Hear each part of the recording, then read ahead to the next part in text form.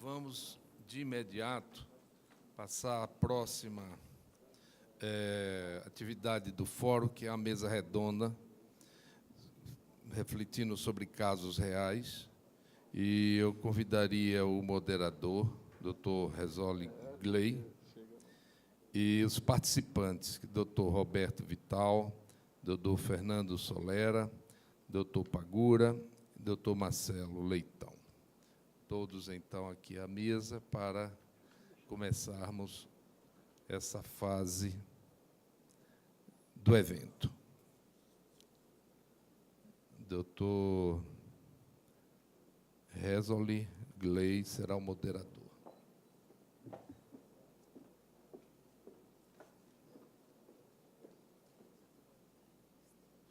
Quem? O Dr. Rezoli? Tá. Então, como eu não conheço ele, na hora que ele chegar, você me avisa. Tá. Me dá só uma coisa. Sente aí. O moderador está dando uma entrevista, então, quando ele chegar da entrevista, ele assume a sua moderação. Então, enquanto ele não chega, nós iremos fazer o seguinte. Eu perguntaria aos participantes, vamos por essa ordem, doutor Vital, depois Fernando Solera, Jorge Pagura, vamos nessa ordem, então? Então, com a palavra, doutor Roberto Vital.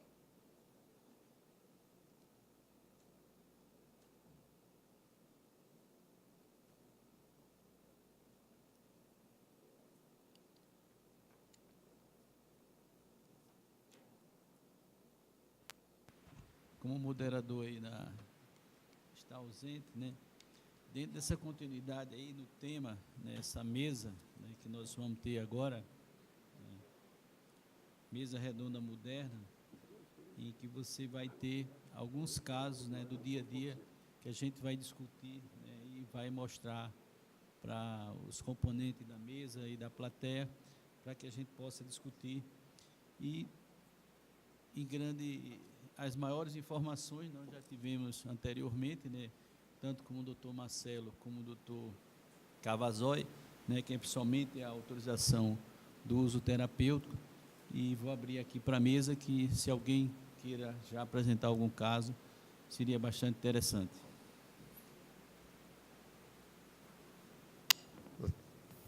A minha sugestão é que a gente possa começar. O Dr. Roberto Pagura trouxe um caso bastante interessante, podíamos pedir para o pessoal do apoio. Ele tem um caso que foi típico de uma situação de solicitação de uma UT. A palestra do Dr. Cavazoi é sempre muito bacana. O Marcelo complementou de uma maneira bastante interessante. A gente já conhece, quem não conhecia, já passou a conhecer a lista de substâncias e métodos proibidos da UADA. Mas nem sempre as coisas acontecem de uma maneira tão tranquila. Às vezes você está no meio de uma competição, e é uma competição, o caso, já vou dar uma adiantada, mas o doutor Pagura, por favor, continua. Às vezes você está dentro de uma competição internacional, chega para você um atleta com um médico, uma solicitação de AUT, uma solicitação de um tratamento médico, e o colega médico que está lá no serviço de urgência, ou que está como a referência, no caso, esse que vocês vão conhecer agora, tem que resolver aquela situação. Então, graças a chegar nas mãos de um médico experiente, que conhece toda a questão da dopagem, toda a questão da TUI, foi na mão do Pagura, e o Pagura, de uma maneira brilhante, conseguiu ajudar aquele atleta, aquele paciente atleta. Eu achei bastante interessante o Cavazoi falar, paciente atleta. Então, se vocês permitirem, já está disponível a apresentação do Dr. Pagura? Eu gostaria de passar a palavra para o doutor. Bom, mais uma vez, obrigado, Solera, Roberto. Bom, é um caso interessante. Acho que o mais interessante é o seguinte: durante a Copa do Mundo de 14, alguns hospitais ficaram como referência a qualquer ocorrência que pudesse acontecer, seja nos treinos ou nos jogos. E na fase de treinamento, num dos CTs, realmente eu faço a cobertura no Hospital Albert Einstein, e chegou um atleta, e que, naquela ocasião, ainda não pertencia, não era o presidente da Comissão Nacional de Mestre de Futebol da CBF, mas era o presidente do Comitê da Federação Paulista de Futebol. Então, a gente aprendeu a conviver com a parte de medicações proibidas, de jogo limpo, enfim, do controle de dopagem. E eu chamo, o mais interessante desse caso é que talvez se eu não tivesse tido essa participação, como no caso no futebol, ou qualquer atividade mais esportiva, já tinha participado antes como dirigente. Engraçado que eu sempre participei como dirigente, nunca como médico direto.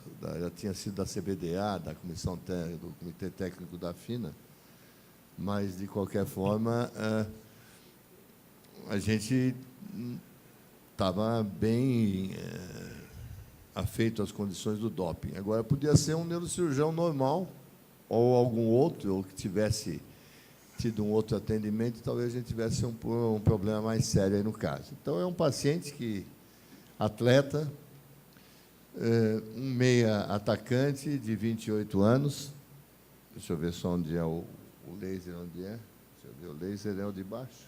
Vamos ver, não, vamos voltar, espera aí. Vamos voltar, o laser aqui em cima, né? Então, ele apresentou, durante um jogo, durante um treinamento, ele bateu com o goleiro, ele teve uma batida com o goleiro, e chegou apresentando, era um atleta de 1,80 m, 81, para ser mais preciso, e com a queixa, ele caiu, teve uma dor cervical e uma sensação de choque nos braços, e uma sensação, um sinal de Lermite, que é um sinal, realmente, quando dá movimentação da cabeça, que realmente corre pela coluna. O exame físico dele, ele não tinha déficit motor, mas tinha uma hiperreflexia e uma sensibilidade alterada, tipo uma hiperestesia em membros superiores. E a gente fez a investigação, que esses são dados da investigação que nós fizemos, não é o do atleta, até para a gente não fazer. Então, no raio-x, é muito semelhante, o raio-x apresentava só uma retificação, como nesse caso, da coluna cervical, mas não apresentava nenhum sinal nítido de luxação ou não. E a gente partiu para fazer a ressonância magnética. A ressonância magnética era muito semelhante a essa ressonância, que é o exame de escolha no cervical. E o que acontecia, ele tinha uma hérnia extrusa, o dele era 5,6, que é 2, 3, 4, é 5,6, exatamente o mesmo nível dessa situação. E o diagnóstico nosso, sem luxação, ele tinha uma alteração do ligamento e ainda tinha uma hiperintensidade em T2 no H medular. No H medular. Então, o diagnóstico feito, quer dizer, era muito mais sensitivo, aqui são os feixes motores, o feixe sensitivo, alguns o profundo, ela sobe reta, e o de supersensibilidade superficial cruza. Então, o diagnóstico foi de uma síndrome centromedular. E ele saiu praticamente do treino e foi para lá. Ele tinha uma hérnia traumática e uma síndrome centromedular. É lógico que a minha recomendação como neurocirurgião era que ele não participasse, inclusive, da Copa, porque poderia seria um caso até de discussão de indicação cirúrgica. Como é duro você tirar qualquer jogador para contar a história final, como é duro você tirar qualquer jogador da Copa ou piloto de Fórmula 1 de corrida, ele acabou jogando e jogando bem.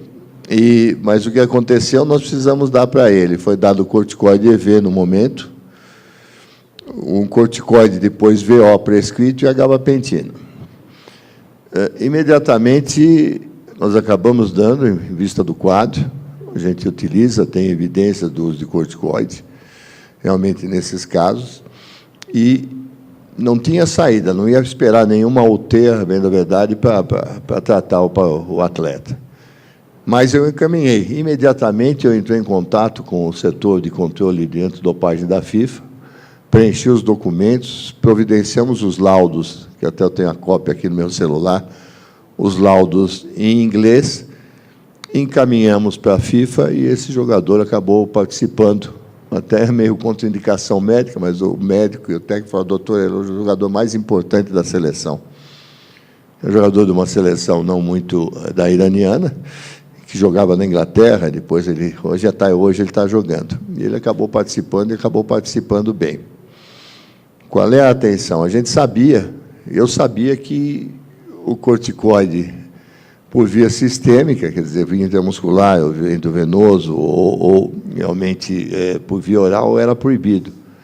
Mas era a minha medicação de escolha naquele momento e não tinha nenhum outro tipo. Então, eu já coloquei, isso eram uns 10 dias antes de começar a Copa do Mundo, preconizamos o tratamento, ele tomou mais 7 dias, evoluiu bem, jogou a Copa do Mundo, mas se, teoricamente, eu não tivesse ligado às atividades esportivas e tudo mais, por isso a importância dessa cartilha. Exatamente. E do que a gente tem feito. A CBF, além de fazer realmente o maior número de exames de qualquer confederação no mundo, ela faz, para você ter uma ideia, ela faz 4.700 exames, foi a última dado da própria WADA, que de 16, porque eles dão um ano anterior, enquanto a UEFA toda faz 1.700. É a preocupação com a informação, que podia pegar um outro neurocirurgião, se eu não tivesse disponível naquele dia, ele ia tomar a mesma conduta, porque a conduta médica prevalece aí a qualquer atividade esportiva, a integridade e a recuperação. Ele está com a síndrome nítida centromedular, então poderia eventualmente medicá-lo e ele acabar tendo aí um caso adverso, se fosse sorteado, e acabar realmente dando uma confusão danada numa terapêutica que era estritamente necessária naquele momento. A FIFA aceitou rapidamente, quer dizer, mas isso foi o que colocou bem o Cavazoli. Documentação.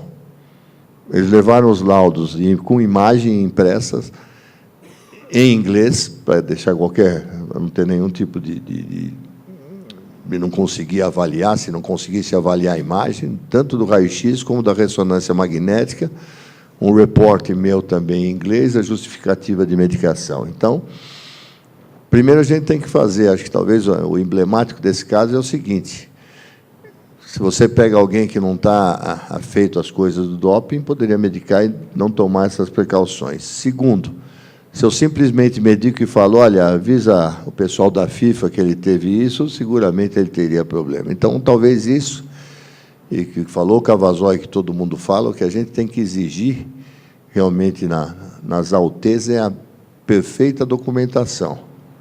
Muitas vezes a gente se depara com o Solera, nós trabalhamos lá em conjunto, o que eu aprendi de doping, aprendi com o Fernando, aí, fui obrigado a aprender, de controle de dopagem, e o que a gente vê é o seguinte: olha, deu um nível X de corticoide.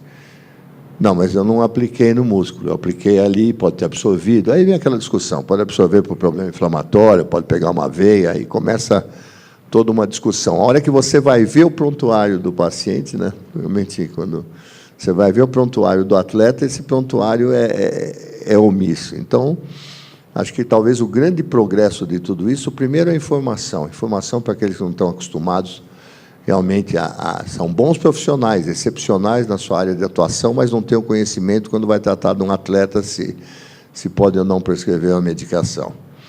E, segundo, a gente começar a exigir, e para exigir, eu acho que isso tem que ser aquele trabalho, não é um trabalho punitivo, que tem que ocorrer, mas o outro é o trabalho de informação e educação, realmente, dos próprios profissionais que trabalham nos clubes. Nós temos profissionais no Brasil, em termos de futebol, nós temos, que nem medicina, tem medicina de Massachusetts General Hospital e de Bangladesh. Ele tem esse gap, infelizmente, de conhecimentos. Então, acho que essas 3 coisas são importantes. A primeira, a divulgação. A segunda, realmente, exigir um prontuário médico bem adequado do paciente. Aliás, nós estamos exigindo, para que aqueles que não estão muito acostumados, agora existe o chamado licenciamento de clubes. Então, não adianta que um time seja campeão, porque no ano que vem, se ele não cumprir uma série de regras, ele não recebe a licença, igual o superpiloto de Fórmula 1, você tem que ter a superlicença para poder correr. Ele não recebe o licenciamento para participar de outros torneios. E nós estamos arrochando, realmente, cada vez mais, esse tipo de situação. Hoje é obrigatório, já na Série A, para o ano que vem vai para a Série B, o médico responsável, e agora nós vamos partir para o registro do departamento médico dentro do Conselhos Regionais de Medicina.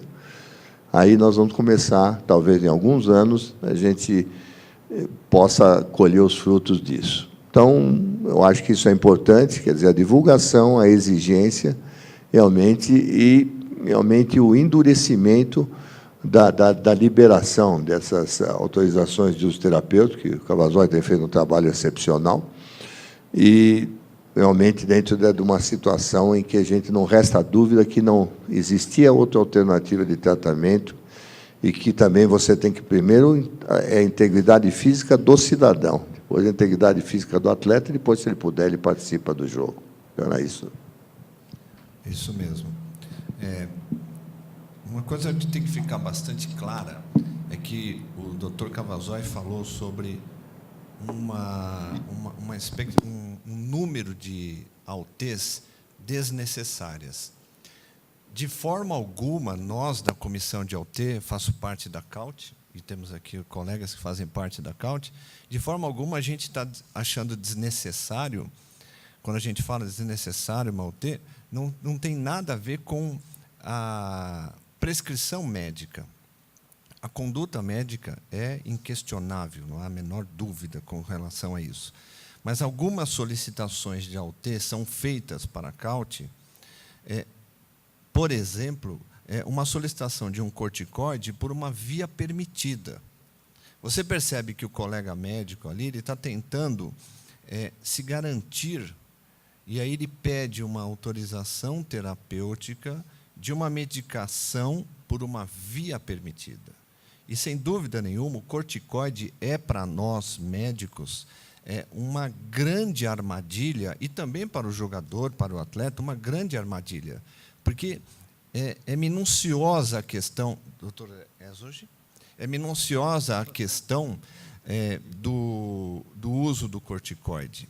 Se a gente entender o texto que está nos regulamentos de controle de doping, o texto diz o seguinte: todos os glicocorticosteroides são proibidos. Então, já começa o texto assim: todos os glicocorticosteroides são proibidos, com exceção se eles forem usados pelas vias não sistêmicas. E, mesmo assim, quando ele não é utilizado por uma via proibida, quando ele é utilizado por uma via permitida, existe ainda um fator, um valor de corte para essa via, que são 30 nanogramas. Então, se eu tenho um atleta que tem um resultado com 29 nanogramas, resultado de fator de excreção renal, ou seja, quanto está na urina daquele jogador, de corticoide, 29 nanogramas, é porque o colega fez a utilização deste medicamento por uma via permitida. Agora, quando eu tenho um resultado acima de 30 nanogramas, a gente tem a certeza de que o colega utilizou uma via não permitida. Então, é uma situação bastante emblemática, porque, dependendo da nossa via de utilização daquele medicamento, a gente coloca o atleta no tribunal. A gente cuida do cidadão, mas a gente coloca o atleta no tribunal. E esse atleta vai responder por uma violação à regra antidopagem. O Tribunal de Justiça Desportiva, nós vamos ter uma palestra aqui hoje com o Dr. Luciano Hostins, que é o presidente do Tribunal de Justiça Desportiva. É imperdível essa palestra, ele vai falar todas as implicações legais que nós temos no esporte, nós médicos, né? O tribunal, quando faz esse julgamento, ele não tem condições de avaliar como foi feita essa medicação. Ele julga em cima de um laudo. O laudo é inquestionável. E se o laudo que o laboratório emite está com 50 nanogramas, nós tivemos recentemente, nessa semana, um atleta com 50 nanogramas de betametasona, o que pode acontecer? Não há nada que proteja aquele atleta. Então, esta cartilha, a ação nossa aqui, do ESOG, do Comitê de Medicina do Esporte do CFM, essa ação nossa vai, sem dúvida nenhuma, proteger, evidentemente, os médicos e proteger os atletas do doping involuntário. Porque a nossa batalha é o doping involuntário. Nenhum de nós, Fábio, que está ali, que trabalhou anos, doutor Fábio trabalhou anos como médico do Grêmio, não há como a gente convencer um atleta a não usar um anabolizante. Se ele quiser usar um anabolizante, ele vai usar, ele vai enfrentar o sistema. Ele faz isso por performance. Para mim, não há a menor dúvida que o atleta faz isso por performance. Agora, o que a gente pode atuar, e nós devemos atuar, que é na questão educativa, é entrar e prevenir um doping involuntário.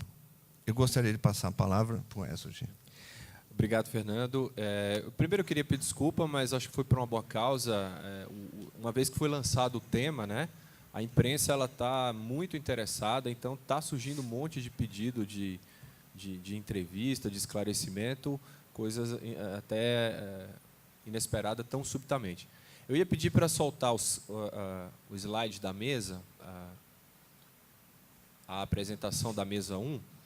Eu vou me posicionar ali, porque eu acho interessante que a medicina ela é uma ciência quando a gente está lendo os livros, né, e ela se torna uma arte quando a gente encontra o paciente, encontra a situação real. Eu vou me posicionar ali, porque eu quero aproveitar a mesa, mas eu também quero aproveitar a presença de grandes profissionais que estão aqui na plateia para a gente discutir. A gente tem um tempo um pouco mais curto, enfim, por todas as intercorrências, mas à medida que o pessoal tiver, enfim, afim, a gente pode continuar um pouco mais. Vamos lá?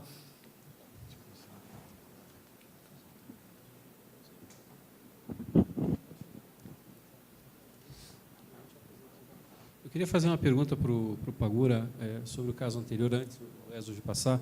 Assim, pelo que você comentou e pelo que eu, apesar de não ser da área, eu imaginava que aquele atleta não deveria ser liberado para competir, né? Então, imaginando assim, na hora do atendimento, que você tem que tomar todas as decisões ao mesmo tempo, e você avaliou e falou assim, esse atleta provavelmente não vai participar da competição. E aí você se despreocupa até com a questão de que tipo de substância ou de que via você vai usar.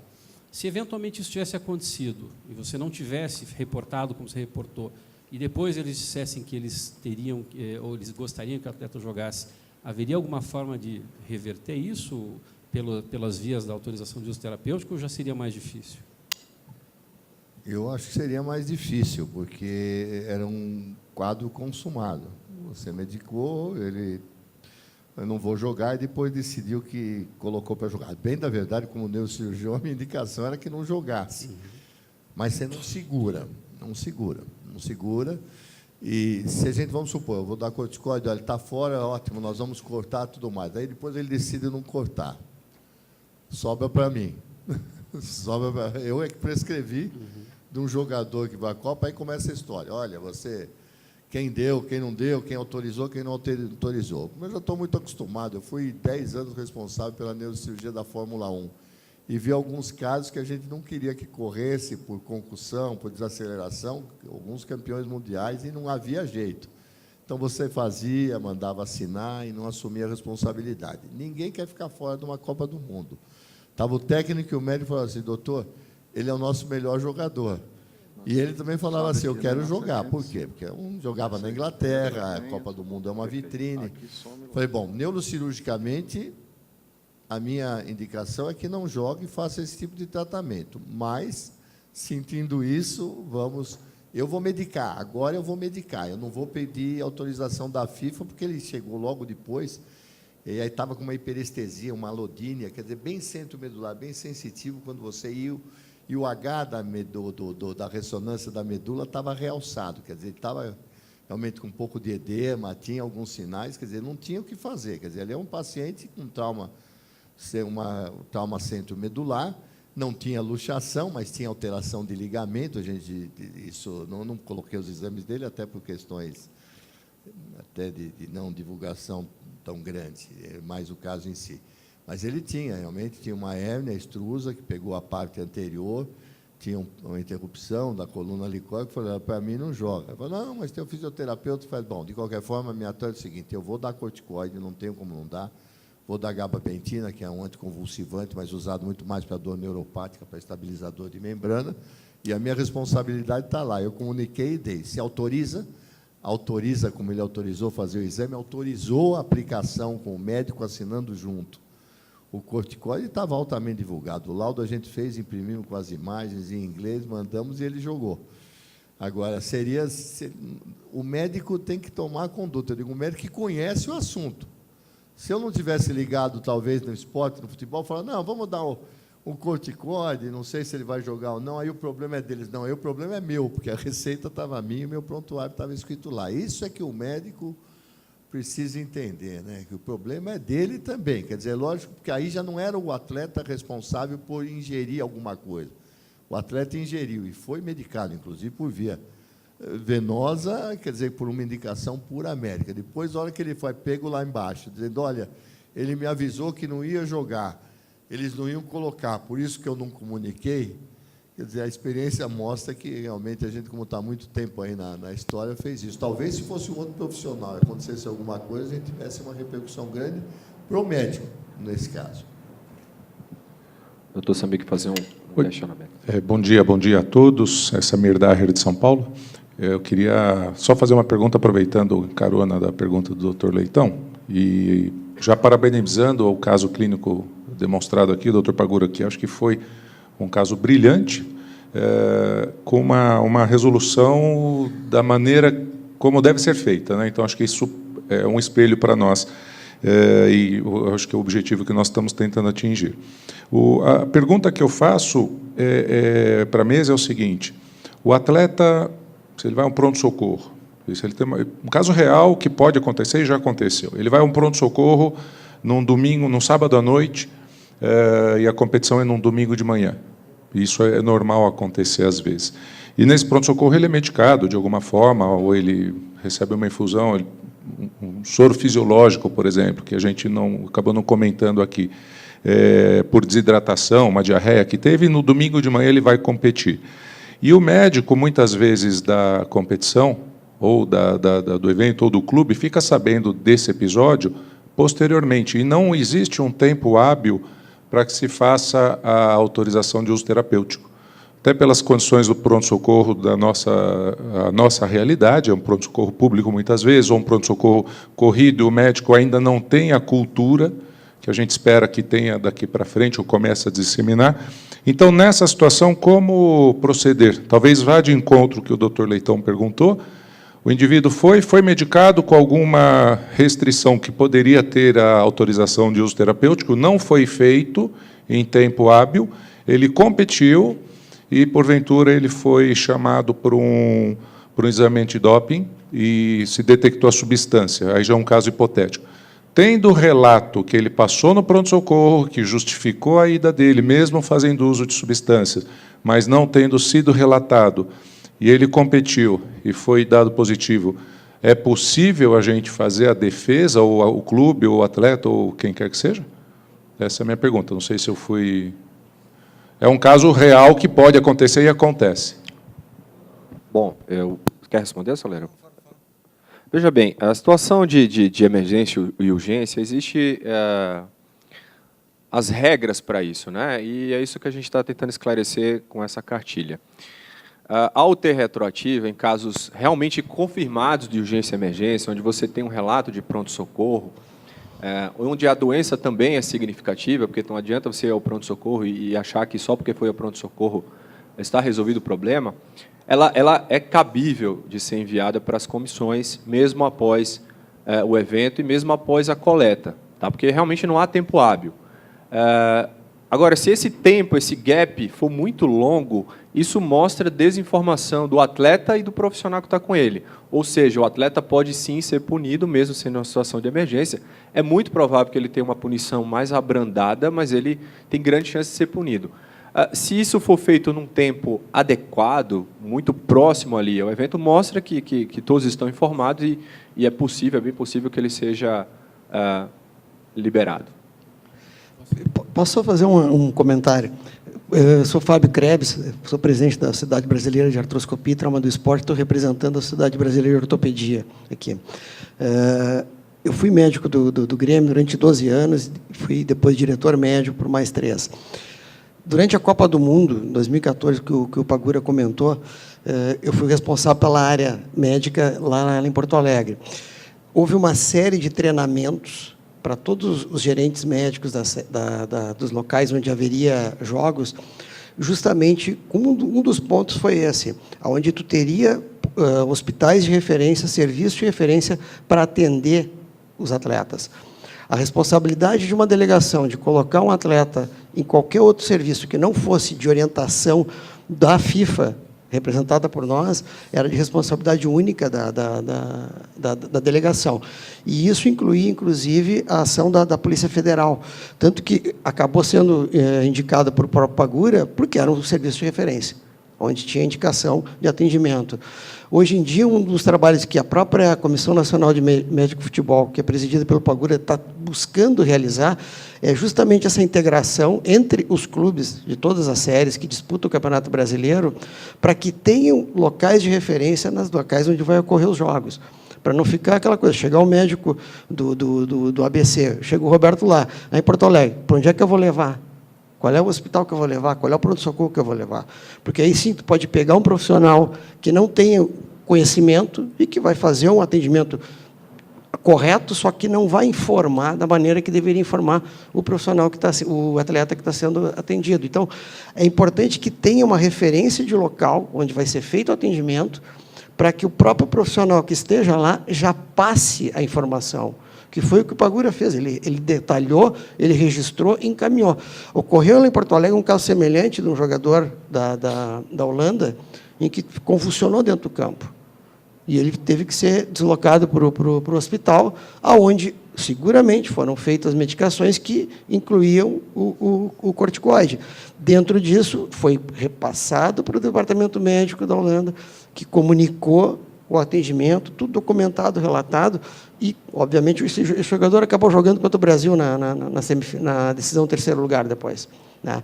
Então, é questão de organização. Né? Eu estou me metendo na área do controle de dopagem, Solera, desculpa, mas é porque, realmente, quando se tem uma organização estrutural de encaminhamento, facilita, não só para prevenir eventuais transtornos, mas também para educar o profissional médico que atua naquela entidade esportiva.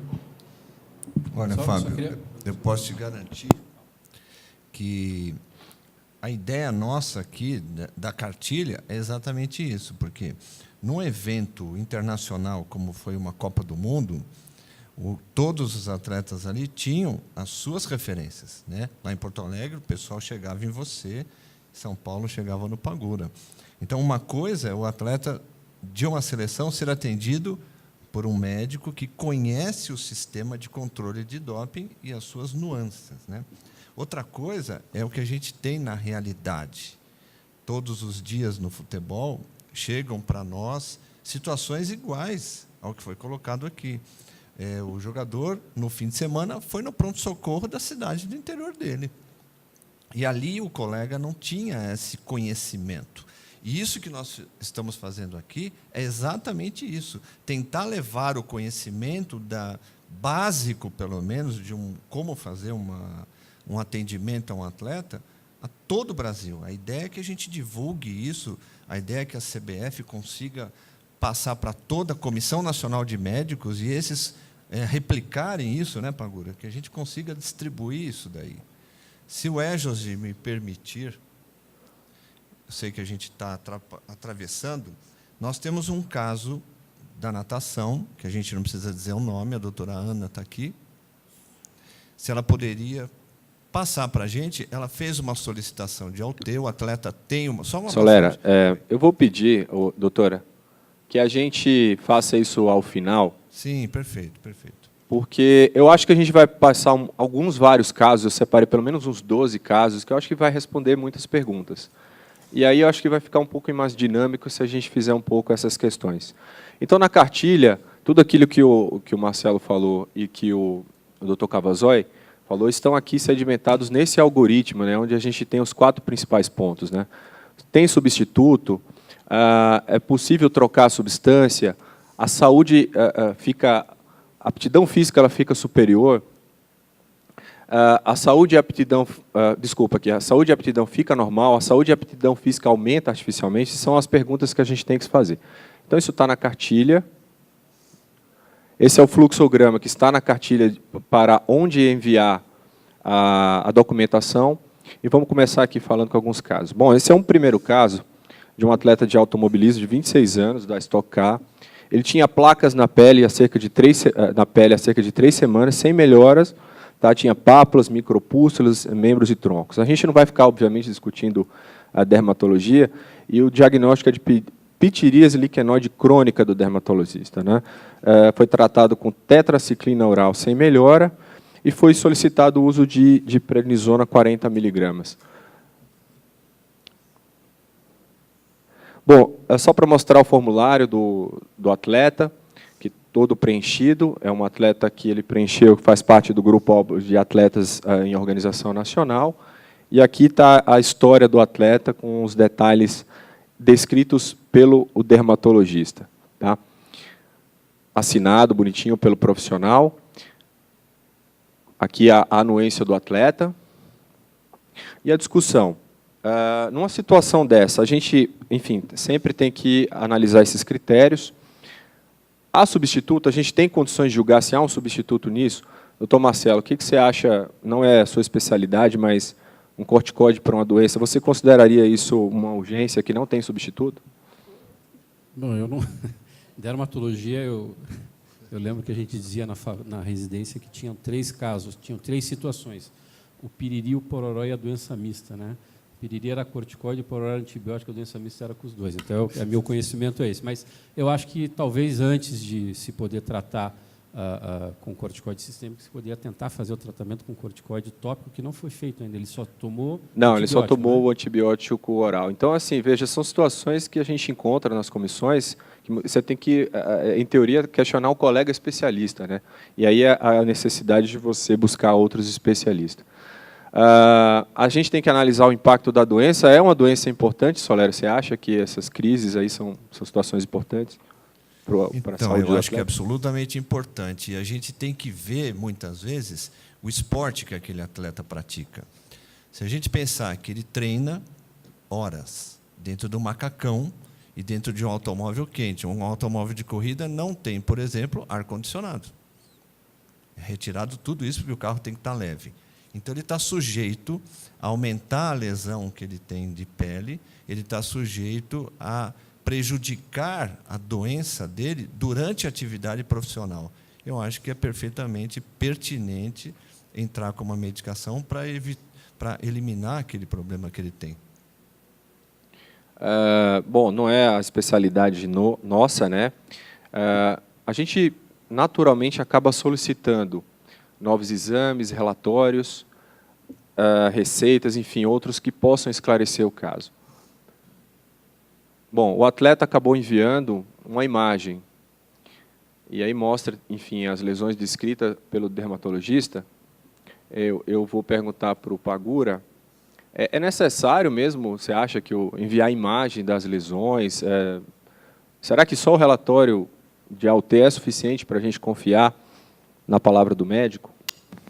Olha, como neurocirurgião, mas tendo uma visão geral de medicina, eu acho que nesse caso, sim. Eu acho que seguramente o Cavazoy deixou claro, e acho que o Marcelo também, que você pode lançar a mão de especialistas, que é aquela consulta ad hoc, né? Nesse caso, eu acho que nenhum, a menos que tivesse um dermatologista experiente no grupo, ele poderia opinar. Então, eu acho que fundamental isto, aí no caso, que dermatologia é imagem. Dermatologia é você reconhecer a lesão. Então, se você vai enviar, seguramente, eu acho que deveria, a conduta adequada, pegar todo esse prontuário, a imagem, enviar para um especialista e aí sem tomar a decisão. Então, nesse ponto, acho que não adianta eu ver essa imagem, porque eu não sei do que está se tratando. Sei que ele tem lesão de pele. Agora, um dermatologista experiente, com isso, vai ver isso e vai dar a conduta. Eu acho que essa seria, fundamentalmente, a exigência. Perfeito. São as dificuldades que as comissões a gente encontra, né? Então, foi enviado a receita com a assinatura do colega, um relatório detalhado do caso, né? E aí, libera o uso? O que você acha, Roberto?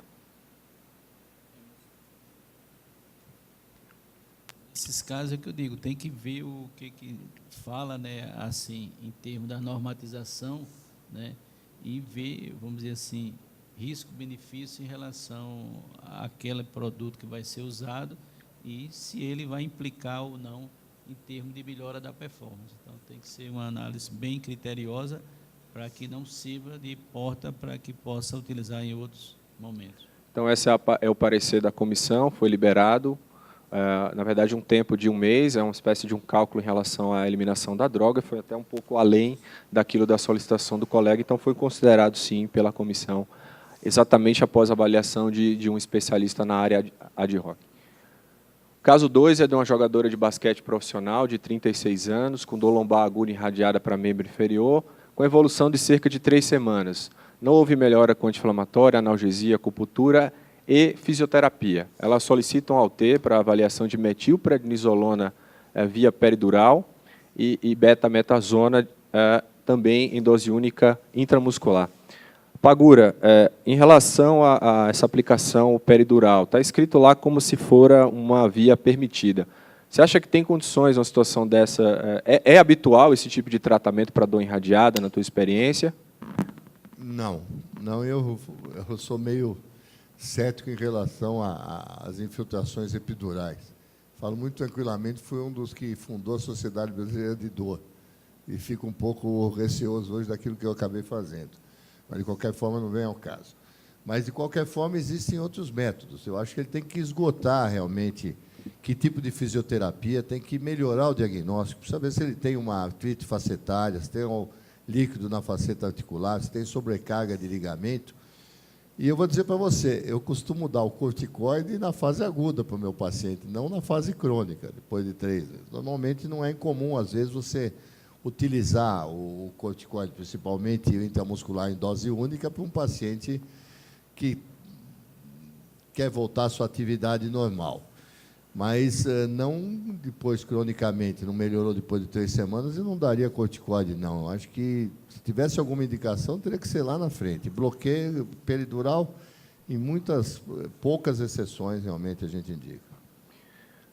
Alguém quer comentar em relação a esse tratamento? Eu acho que a questão, se a via peridural é permitida, acho que a questão nem é essa, né? A questão é a via intramuscular. Então, e que daí é uma dose única, uma fase aguda do quadro do paciente. Eu acho que do atleta-paciente. Essa é a situação que a gente tem que discutir, né? A outra é mais uma questão de conduta, se é adequada ou não. Perfeito. Então, aí a análise do formulário, né? Ela preencheu, provavelmente equivocadamente, aqui todos os quesitos, mas, enfim, é possível que isso aconteça. É um atleta, talvez, de nível internacional. Aqui está exatamente o resumo do caso, muitas vezes são poucas linhas, né? E aqui a medicação solicitada no período para 3 semanas. Assinatura do colega especialista em ortopedia e traumatologia, assinatura do atleta e aquelas nosso algoritmo de avaliação. Bom, com relação a exames, o colega enviou a ressonância magnética da coluna lombosacra, que mostrou essa situação aqui de uma discopatia com um toque na raiz S1 do lado esquerdo. Aqui são as medicações utilizadas pelo colega, enfim, a betametasona intramuscular de depósito e a metilprednisolona intratecal. O parecer da comissão foi exatamente avisando que a via epidural era permitida, e que precisava de mais subsídios para liberar, mas após o envio da documentação foi liberada a substância. O caso 13 é um caso de atletismo, 20 anos, salto em distância, febre, dor de garganta, mal-estar há 2 dias, foi ao pronto-socorro sem o conhecimento do médico do clube, diagnosticado um caso de faringite bacteriana, foi dado um atestado de 1 dia, fez uso de dexametasona 2,5 miligramas intravenosa. Aqui está o formulário preenchido completo, o resumo do caso, ele fez um pool dentro do pronto-socorro, né, de medicações, e aqui o formulário pedindo a dexametasona, assinado pelo profissional ortopedista, e foi resgatado, então, informações a respeito do pronto-socorro. Marcelo, o que você acha dessa situação? Você conseguiu era amidalite bacteriana? A diagnóstico de amidalite bacteriana, com muita dor na garganta, e foi prescrito o corticoide. Esse pool de medicações é relativamente comum no pronto-socorro, né, para a melhora da dor. Alguns colegas fazem isso. Eu acho que, primeiro, me chama a atenção ele não ter tomado antibiótico, não foi prescrito antibiótico. Aqui é a receita do colega. Nimesulida, paracetamol e flogoral. Tem? Bom, tá bom. Então é só eu não tinha visto e me chamou a atenção isso. Não tinha se comentado. Então tudo bem. Mas o tratamento o tratamento principal é antibiótico. O tratamento adjuvante para alívio de sintomas, você pode fazer continuatório não hormonal. Então acho que não tem por que usar corticoide, especialmente via sistêmica. Não vejo por que fazer isso nesse caso. E aí, nesse caso, eu acho que não poderia liberar. Apesar de que o problema é que ele fez a administração num lugar onde não havia, talvez, um médico que conhecesse essa informação. E o fato dele ter ido no pronto-socorro com muita dor e ter realmente ido, está aqui a documentação de entrada no pronto-socorro, isso a gente pode considerar que configura uma situação de urgência, lógico, não é uma emergência com risco iminente de vida, mas a gente pode considerar essa situação para julgar isso? O que você acha, Marcelo? Pode falar. Quem já fez pronto atendimento clínico, isso é uma das queixas mais frequentes de pronto atendimento. Não é uma urgência do ponto de vista de risco, mas é uma situação que traz uma sintomatologia muito intensa, um grande desconforto, que, em geral, é um motivo para a procura de pronto. Você liberaria se estivesse na comissão?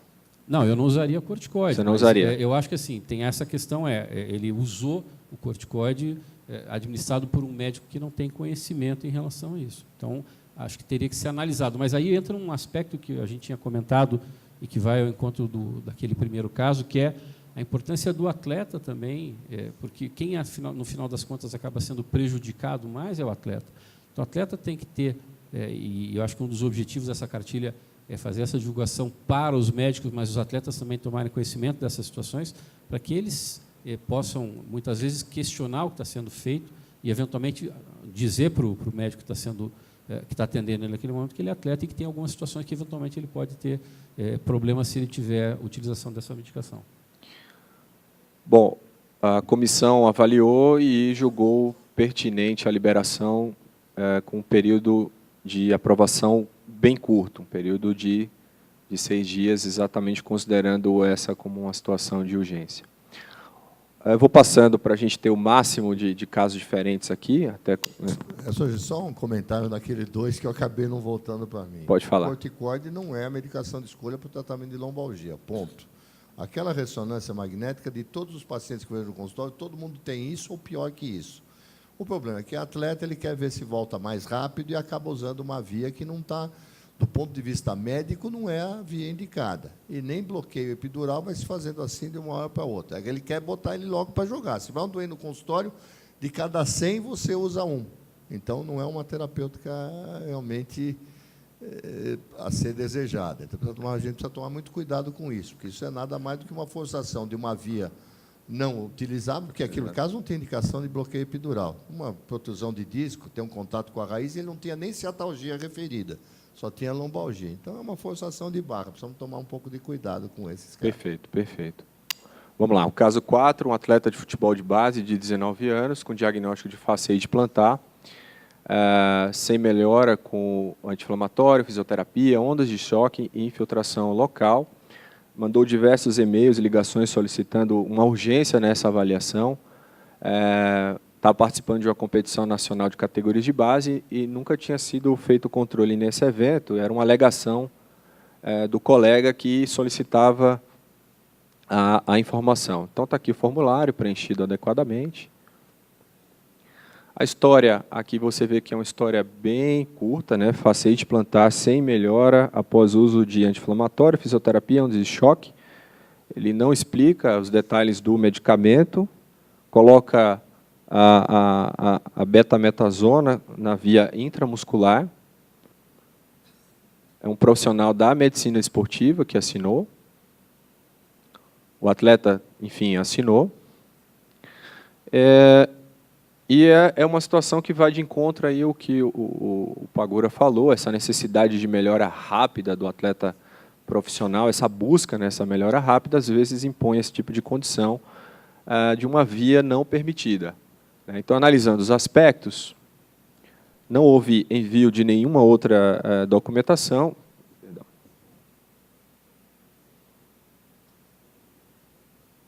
Pode voltar a apresentação para mim, por gentileza?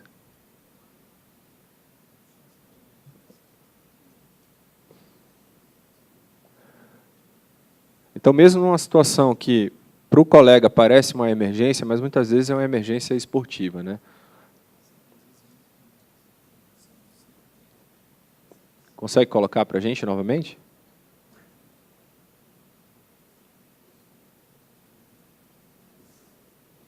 Alguém quer aproveitar para fazer algum questionamento sobre as questões de corticoide? A gente está batendo muito no ponto do corticoide, porque você vê que, na prática, existe uma diversidade muito grande da solicitação e do perfil de solicitação de corticoide, né? Que é o que alberga muitos casos positivos, né? O corticosteroides. Só elucidar, tirar também dúvida e continuar nessa discussão que está muito saudável, que eu acho que a gente tem que pautar da seguinte maneira, e até já foi discutido na nossa comissão, na reunião. Todo o clube esportivo ou qualquer entidade que regulamentada que vai participar de uma competição, ela tem que ter um departamento médico. Não é a realidade, porque a gente sabe que não tem, mas isso tem que ter um departamento médico e gerido por médico. Tá? Isso é a resolução do Conselho Federal de Medicina. Então, eu acho que nessa nossa cultura, que eu acho que está correto, o caminho é correto, mas isso vai demorar muito tempo, para que todos os médicos que atendam pacientes, atletas, nos seus consultórios, que não sejam no departamento médico, eu acho que é um pouco de utopia que esse médico tenha uma conduta voltada para o atleta, e a gente está aqui misturando um pouquinho, discutindo até conduta para poder pautar a liberação ou não. Acho que isso é muito difícil.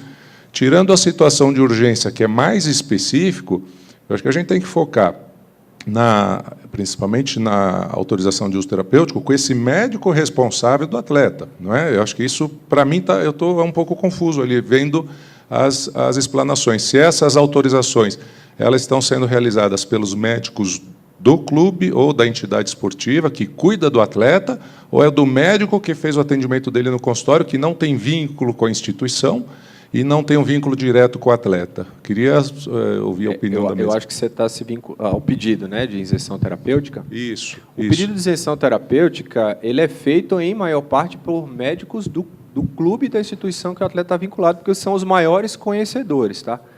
Mas os médicos que atendem fora, no consultório, também o fazem. Esses pedidos eles são variados. Essa situação, por exemplo, é uma situação do médico do clube.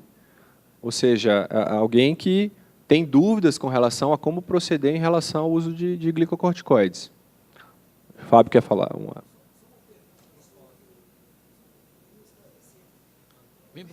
Vem para o microfone aqui, porque está sendo gravado e fica melhor.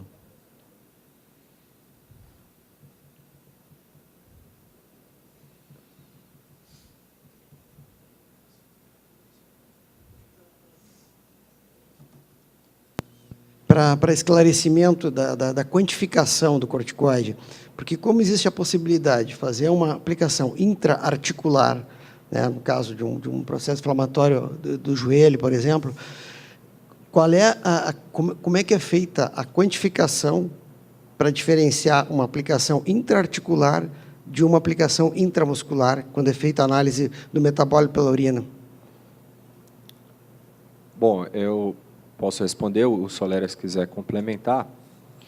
A análise é feita, a análise sanguínea, análise de urina, perdão, tem a quantificação que é padrão, né? 30 nanogramas por ml. Isso é positivo.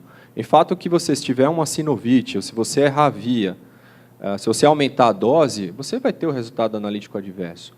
O que faz a diferença, e eu falo isso baseado em publicações de universidades importantes que testaram atletas saudáveis com aplicação intraarticular e deram resultados positivos, o que vai fazer a diferenciação é a gestão de resultados, né? São os profissionais que vão analisar o prontuário médico, por isso a necessidade de ter o prontuário médico do atleta com os padrões éticos do prontuário, os exames, a documentação, que vai analisar essa situação, mas vai para o tribunal com um caso analítico adverso em geral. Tá? Se você tem uma gestão de resultados que consegue analisar, ele pode, inclusive, bloquear e não vai para julgamento. Você quer complementar? Posso fazer um comentário? Pode. Não sei se o Solera quer falar antes, que ele pediu a palavra. Ainda voltando, eu acho que o grande problema, o que a gente viu aí, o caso típico era o caso da dermatologia. Sem dúvida que a lesão difusa, se não ia passar creme, tinha que dar alguma coisa sistêmica. O quadro da coluna é uma urgência do esporte, mesmo porque não existe você fazer corticoide epidural mais corticoide. Você faz ou um ou você faz o outro. Raramente você nem faz os dois e talvez não faça. Melhor não fazer nem deixar para nenhum deles. Então, caso típico que você vai, bom, eu vou fazer o epidural, na realidade você não sabe nem se fez o epidural. Você vai usar só o intramuscular. Então, essas situações realmente é que estão parecendo que elas ocorrem. Você está tratando, é uma urgência profissional, nós vamos diferenciar o que você vai fazer na vida normal ou vamos liberar porque ele tem uma premência de jogo. Eu sei que é uma situação altamente complicada para os profissionais, é o trabalho dele. Talvez eu, se tivesse que operar daqui a 3 dias, tivesse com uma baita lombalgia, tomasse um diprospan. A gente entende realmente essa situação. Acho que esse é um ponto, principalmente quando se fala em glicocorticoides, que é aquela confusão. Você nunca tem certeza, realmente, e a gente tem visto que alguns resultados adversos, mesmo acima dos 30 nanogramas, eles são, às vezes, não vai para nenhum tipo de punição, porque tem aqueles trabalhos, bom, você tem um processo inflamatório, absorve mais, absorve menos.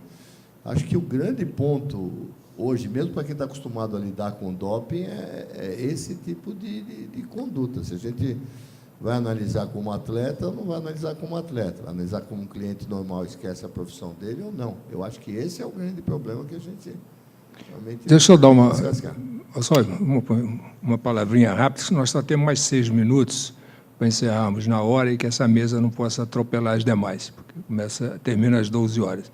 Eu acho que o objetivo da mesa não é a gente discutir a conduta do colega, tá certo? Então, a gente não vai discutir a conduta. É óbvio que existe uma questão ética envolvida nisso aí.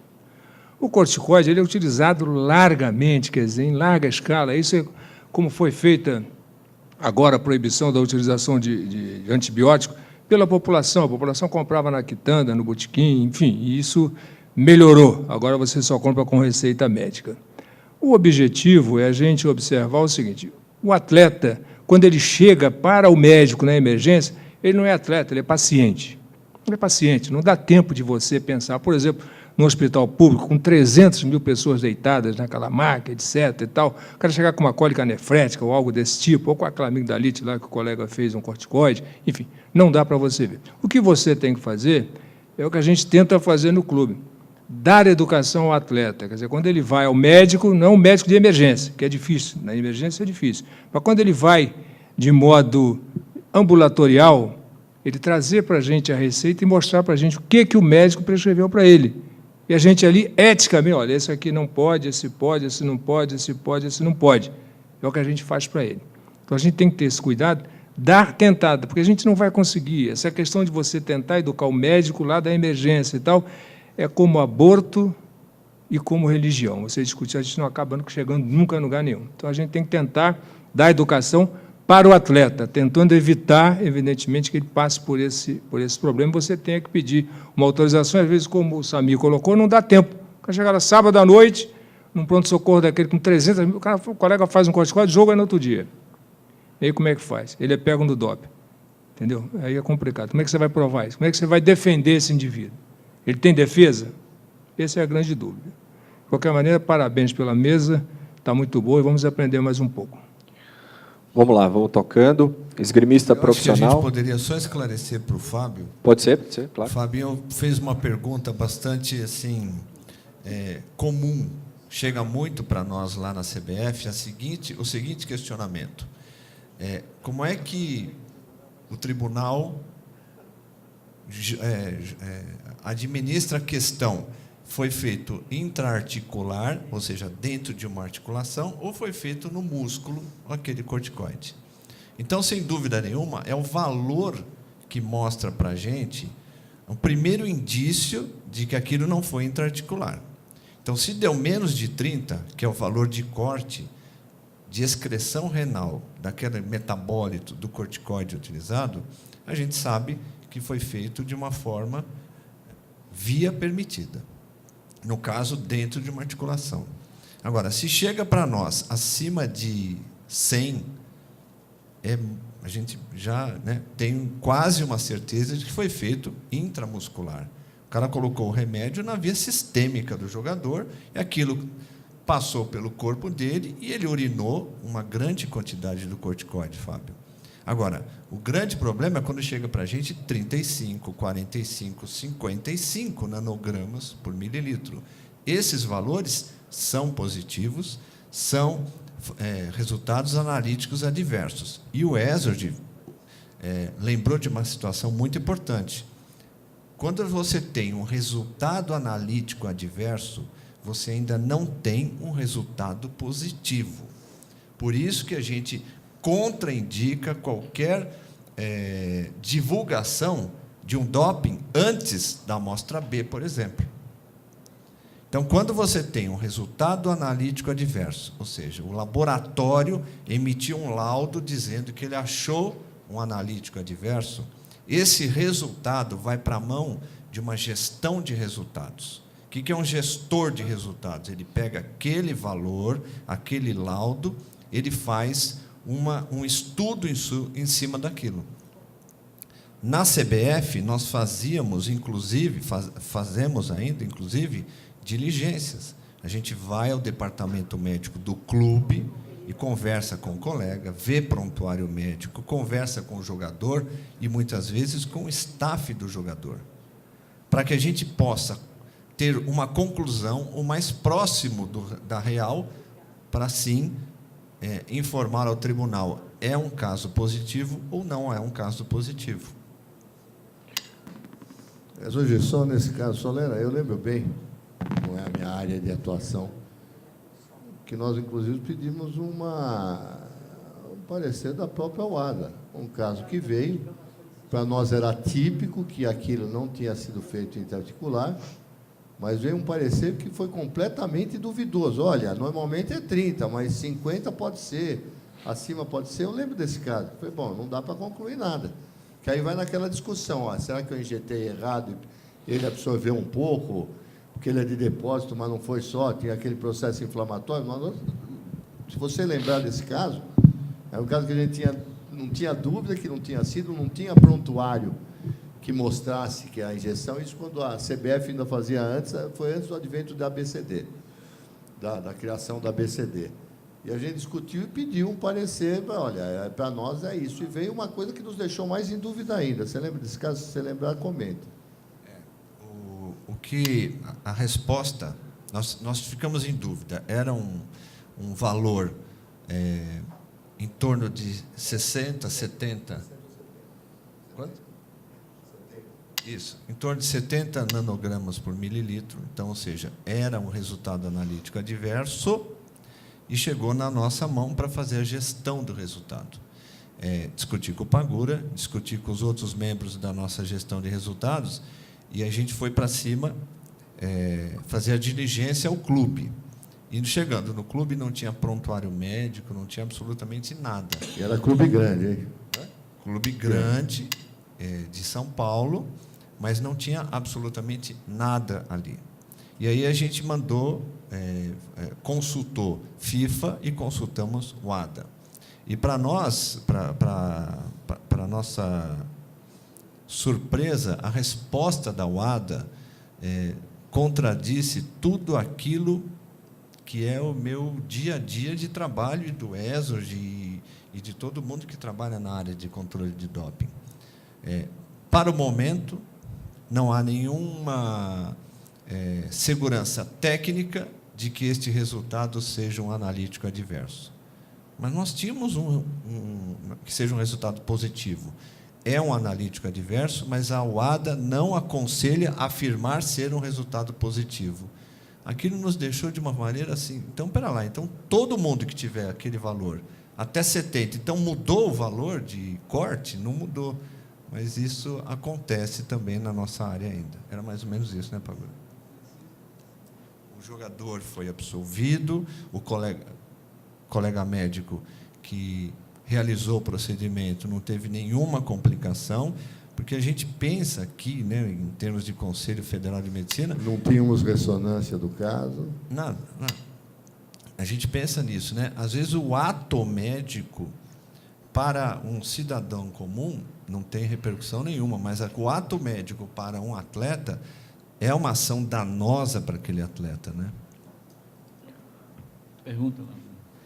Para variar o tema, né, eu sou endocrinologista, médico do esporte, estou representando a Sociedade Brasileira de Medicina do Esporte. A minha dúvida é em relação à espironolactona, a gente tem prescrito para alguns. Eu tenho uma paciente que eu pedi exames e ela vai retornar, eu já estou passando essa dúvida. Ela tem um ovário policístico, não tem um quadro de resistência insulínica importante para responder à metformina, ela não se adapta bem com anticoncepcional e ela tem um quadro de acne e de hirsutismo, que poderia responder bem à espironolactona, que é um diurético que tem um efeito antiandrogênico periférico.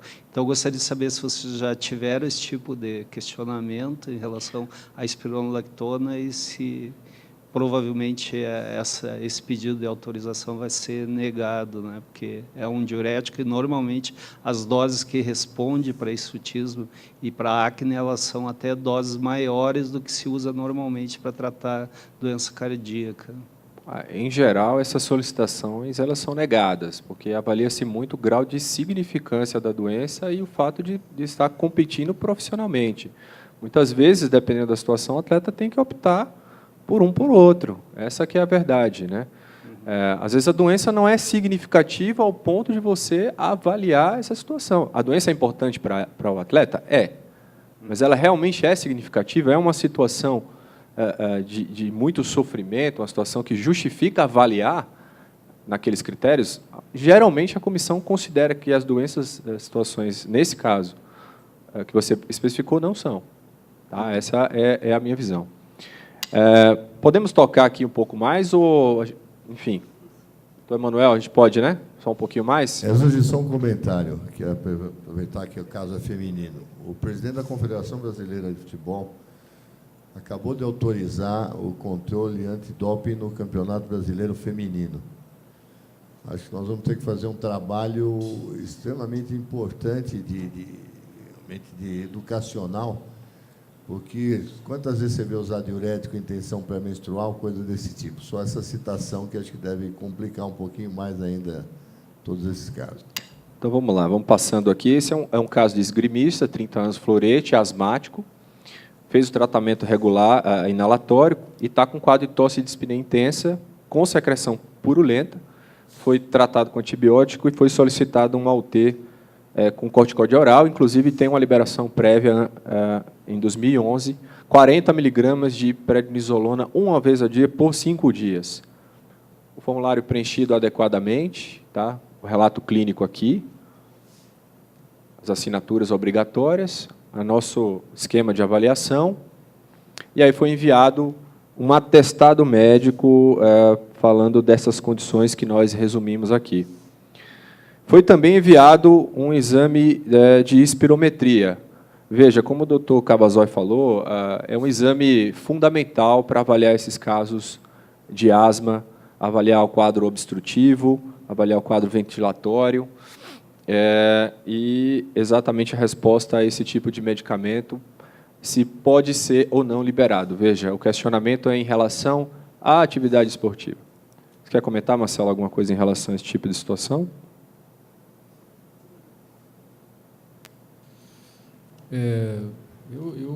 Eu acho que não sei se eu já estou ultrapassado nas minhas condutas terapêuticas, mas eu aprendi a usar muito menos corticoide do que eu vejo se usar hoje em uma série de situações clínicas. Eu questionei o uso do corticoide no caso da amidalite e até onde eu, pelo menos a minha conduta, eu não usaria corticoide nessa situação.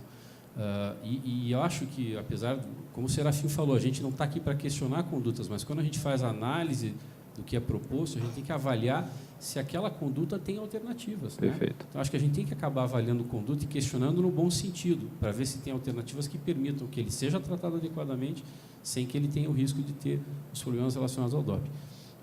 Na minha opinião, ela já foi feita a administração ou ela está pedindo para fazer a administração? Nesse caso, já tinha sido feita a medicação. E é uma prescrição feita pela médica da atleta? Médica da atleta, exatamente. Que é da área de medicina esportiva? Esse detalhe eu não tenho. Em relação aqui, vamos olhar aqui.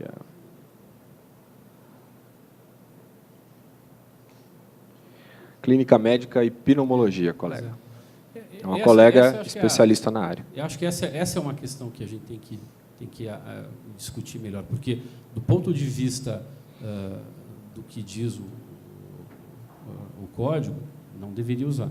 E, na minha forma de ver, posso estar errado, pode ser que existam novas informações, mas eu acho que não tem indicação de usar. Mas a questão é a administração por um médico que não tem experiência na área. E aí a gente cai de novo nessa situação. Qual é a conduta nessas questões? A gente vai liberar esse indivíduo em função dessa peculiaridade do médico, ou a gente vai dizer para o atleta que ele deveria ter questionado isso antes de usar a medicação? Acho que essa é a questão. Eu não liberaria. Bom, a comissão avaliou, acabou liberando também no período de 30 dias, é um período curto. Caso 6, piloto de Fórmula Truck, 42 anos, hipertenso, com edema de... Desculpa interromper, mas eu acho que a gente tem que discutir essa... Eu acho que nos dois casos ficou isso, tá? Há uma opinião e outra opinião, e não é a questão de quem está certo ou quem está errado, mas qual é o consenso em relação a isso? Qual é a conduta que a gente toma em relação a essa situação específica? Então, 2 vezes a gente teve casos de pacientes, atletas, que receberam prescrições de corticoide por médicos que não eram da área e que se liberou. É assim que a gente conduz sempre, ou a gente tem que questionar qual é a conduta? Eu acho que isso, acho que a mesa é até para a gente debater isso também. O que vocês que estão no dia a dia mais envolvidos com isso acham? Posso falar como asmático, viu? Asmático eu também sou. É complicado. Asmático, você começou a chiar, eu sempre fico assim, agora vou esperar para não tomar antibiótico, aí toma antibiótico, eu vou esperar para não tomar corticoide. Aí põe o corticoide. Asmático é um pulmão hiperreativo complicado. Eu acho que esse é muito difícil que ele não use o corticoide, que ele use o corticoide com outra finalidade, porque a gente sempre tenta evitar, mas não consegue mesmo. O importante é ter essas provas de espirometria, capacidade pulmonar já previamente cadastrado, não no momento da crise. Mas eu acabo, todo mundo, nós queremos ao contrário, a gente quer evitar, mas eu não, realmente não é um negócio muito simples, não, viu? Eu sei, mas assim, essa espirometria desse caso, ela é uma espirometria que mostrava uma resposta obstrutiva leve, quer dizer, se ela tinha alguma coisa, não parecia ser uma grande exacerbação e para justificar o uso, então, em função de uma piora do quadro respiratório. Mas, independente da dúvida de conduta, em situações dessas, qual é a forma com que a gente deve abordar isso? O indivíduo que recebe uma prescrição, e que a gente tem dúvida na conduta, mas tudo bem, até aí tudo bem, mas que é prescrito por um médico que não é da área e que a gente recebe essa autorização retroativa. Em geral, a gente libera? Marcelo, em geral... Eu faço parte da CAUT, como o Ezio também. Muitas vezes eu libero. Quem pratique, porque a gente está julgando ali uma situação de um atleta, de um médico, de um colega. Eu pratico muita atividade física e eu sei que, às vezes, você sai para correr, você sai para pedalar no frio. O asmático, numa situação dessa, pode desencadear ali uma crise asmática. Então, muitas vezes, ele precisa do medicamento. E, muitas vezes, o resultado, os exames dele não são assim. Então, não nos convencem de forma assim. Então, eu penso, muitas vezes, que o nosso trabalho na CAUT não é tão matemático. Não dá para ser matemático, né? A gente precisa, muitas vezes, pensar no atleta. Numa situação dessa, eu até autorizo, mas como a CAUT não é a minha autorização que vale, e sim a autorização, o consenso do grupo, muitas vezes, quando eu faço esse tipo de, entre aspas, digamos, uma concessão, eu procuro fazer um relatório um pouquinho mais extenso para que os colegas, talvez, entendam o que eu estou pensando e concordem comigo. Mas, muitas vezes, eu não convenço a equipe e, também, muitas vezes, eu sou contrário. Então, eu acho que vale muito a pena a opinião de vários, né? A gente nunca faz um ou dois. O Cavazoli falou que ele manda para 2 ou 3, mas, muitas vezes, ele manda para mais gente, porque são situações borderline, que a gente diz, que, muitas vezes, precisa, sem dúvida nenhuma, de um aprofundamento maior, de uma reflexão. Recentemente, nós tivemos uma reflexão, foi bastante colocado, a questão da infiltração, se o colega teve a intenção de dizer que fez uma infiltração articular, quando, na verdade, ele fez uma infiltração não intraarticular. Então, essa situação, para nós, é um desafio diário, eu diria. Eu acho que um detalhe bastante importante nesses dois casos, que foi comentado, que essa liberação sempre pelo período curto, né? Sim, então, exatamente. Fundamental é diferente, às vezes você dá um cheque em branco para 6 meses, 1 ano, né? Então, tem, quer dizer, um período tão pequeno em termos de alteração da performance, acho que não seria tão significativo. Exatamente. Quando a gente avalia a importância da doença, um caso de situação importante, a significância em relação à performance, não imagina-se que ele vai ter um aumento tão substancial em relação a isso, que isso vai trazê-lo para a normalidade. Apesar da discussão sobre se tem ou não tem substituto, acaba se liberando por essas circunstâncias. Mas, sim, é questionável, e por isso que a vida real ela é bem polêmica. Vamos tocando. Piloto de Fórmula Truck, 42 anos, hipertenso, chega com edemas e membros inferiores e solicita a liberação para valsartana hidroclorotiazida, que é o Diovan, por 6 meses. Bom, aí é um caso que o Marcelo vai gostar, porque é da área dele. Ele coloca que não é de nenhum grupo-alvo, documento assinado e o documento pouco detalhado. Hipertensão arterial sistêmica com edema de membros inferiores, e é basicamente aquilo que a gente colocou no resumo. Assinou um clínico geral, o atleta assinou, e a velha e boa discussão sobre substituto, impacto da doença, tratamento acima da normalidade e tratamento de condições prévias proibidas, além da urgência e emergência, óbvio. Bom, foi solicitado pela comissão da seguinte forma: a valsartana é uma substância permitida, a hidroclorotiazida é um medicamento proibido dentro e fora de competição, considerado o agente mascarante para tratamento. Existem uma grande variedade de outras substâncias, portanto, não se justifica. Foi essa a resposta. Tá? Atleta de natação, de 15 anos, clube esportivo, seleção brasileira de base, referida a baixa estatura, solicita liberação para somatotrofina, dose subcutânea por 1 a 2 anos, e letrozol, 2,5 miligramas. Tratamento já iniciado, com 1,64 m. Desculpa, a previsão é para 1,64 e tem 1,55 para um atleta de 15 anos de idade. Está aqui a solicitação preenchida. Ele coloca que não existe uma terapia alternativa. todos os campos preenchidos, tá? E é uma endocrinologista pediatra que faz a solicitação. Bom,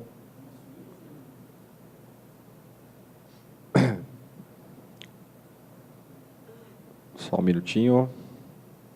Sexo masculino.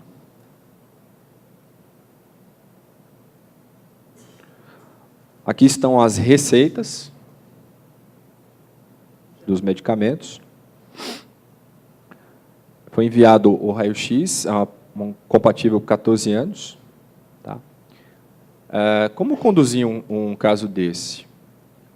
Lembrar que a situação do Messi é algo parecido, né? Ele usou hormônios de crescimento quando foi para a Espanha. E existe uma polêmica em relação a isso, esses hormônios de crescimento em baixa estatura e o esporte. Como conduzir uma situação como essa? Posso falar? Pode, claro, por gentileza. A primeira questão é saber se ele, como é que está o grau de maturação dele, avaliar se ele já tem as epífises fechadas ou não, porque se ele tiver, aí o uso do hormônio de crescimento não vai ter nenhum tipo de ação. E aí eu acho que não tem por que liberar. Com 15 anos, tem muitos atletas masculinos com 15 anos que ainda têm uma perspectiva de crescimento interessante. Acho que se ele tem essa possibilidade de crescimento, na minha forma de ver, qual que é a modalidade? Natação. Na minha forma de ver, eu liberaria. Eu acho que é um aspecto importante em termos da questão de saúde dele, e ganho de estatura tem um impacto significativo ao longo da vida da pessoa, eu acho que eu liberaria. Opa, estava na fila aqui, já que o professor Emanuel liberou aqui o tempo, eu vou falar 1 minuto. Eu acho que não liberaria, porque não há medicina baseada em evidência para quem não tem doença endocrinológica, você dá hormônio de crescimento. O que produz o hormônio de crescimento? Exercício e sono. Quando é que você produz? A criança tem que fazer exercício e tem que dormir bem e se alimentar bem. Então, não há medicina baseada em evidência para você não dar, para quem não tem doença, por exemplo, hipofisária, o hormônio de crescimento. Certamente, isso aí é um engana-mãe. É um engana-mãe. Quer dizer, aí a criança ela dá o hormônio de crescimento, a criança dá aquele estirão e para. Vai até atrapalhar. Quer dizer, vai até atrapalhar o estadiamento natural de produção hormonal dessa criança no seu eixo hipotálamo, hipófise e adrenais. Então, está proibido. Essa não dá para a gente dar liberação de jeito nenhum. Eu não vejo isso. Eu queria comentar, Serafim, eu não sou endócrino, mas sou casado com uma endócrino. Tem liberação e tem evidência para isso. Eu até queria ouvir o Clayton, que é endócrino, para ver a opinião dele em relação a isso. Para mim, libera, e eu acho que tem evidência, sim. Você vê a discussão como é polêmica. Acho que o Pagura está na fila aí. Quer falar, Pagura? Temos um endócrino na casa. Assim, eu acho que o ponto determinante é se o menino tem deficiência ou não do hormônio de crescimento. Ele deve ter feito algum teste de estímulo, porque a gente não consegue fazer diagnóstico com dosagem basal de GH, né? Precisa ser estimulada e também se associa à IGF. Ele tem uma idade óssea de 14 anos, talvez tenha espaço ainda para crescer. Aqui no Brasil não é indicação de bula usar o hormônio do crescimento para quem tem baixa estatura constitucional. Então, os dados são bem controversos, acho que precisaria olhar com mais detalhe o caso. Assim, eu a princípio, como endocrinologista, não usaria a medicação. Como vem o caso para a gente, Pagura? Eu acho que fica a mesma coisa. Eu estou meio gordo, mas quero jogar, posso assinar um contrato novo. Posso tomar sibutramina, diurético e tudo mais? Se não tiver doença para isso, se tiver gordura por causa de diabetes, vou aumentar a insulina. Se tiver problema de hormônio de crescimento, concordo exatamente com o endócrino, com o Serafim também, que colocou aí. Quer dizer, não, tem uma doença que precisa ser medicada ou nós queremos que ela cresça para nadar melhor e vamos forjar um campeão? Perfeito. Nós vamos encerrar por causa do avançado tempo. Eu só vou encerrar esse caso. Veja que o colega, na tentativa de mostrar informações, ele mandou aí uma linha temporal, né? E veja que no meio dessa linha temporal tem um anabolizante, a oxandrolona, né? Extremamente famoso aí. E o letrozol, talvez até para reduzir alguns efeitos da medicação. Mas ele fez um relatório, né, especializado, mostra, enfim, toda a sua titulação em lugares importantes. E agora o que fazer, né? A comissão ela solicitou uma uma simples complementação com um gráfico de percentil de crescimento, que não tinha mandado, não tinha enviado, né, a curva de crescimento, já que estava acompanhando com um especialista. Ou seja, isso já mostra uma certa vontade de burlar o sistema, né? Quem é da área, obviamente não é da minha área, mas quem é da medicina do esporte sabe que há esse acompanhamento em baixa estatura, e a comissão, após solicitar, foi enviada exatamente a documentação que já estava pronta, ele poderia ter enviado antes. Então, aqui a gente vê a curva de crescimento, que ela caminha quase que o tempo inteiro na linha do percentil 50, né? E pai com altura de 1,70, mãe 1,58, enfim. São dados que ratificam a não liberação, pelo menos pela avaliação da comissão desse caso. Foi negado. Bom, a gente tem mais casos, eu acho que deu para a gente abordar principalmente a forma como conduzir. É difícil a condução, tem muitos casos bem interessantes que a gente pode, enfim, discutir em vários congressos aí. Eu acho que é uma temática interessante. E mesmo aqui, com vários especialistas acostumados a lidar com a área, a gente tem discussões desse nível o tempo inteiro. Tá? Eu queria agradecer mais uma vez a presença e paciência de todos. Vamos para o intervalo de almoço. Às 2 horas a gente volta com o restante das apresentações. Um abraço.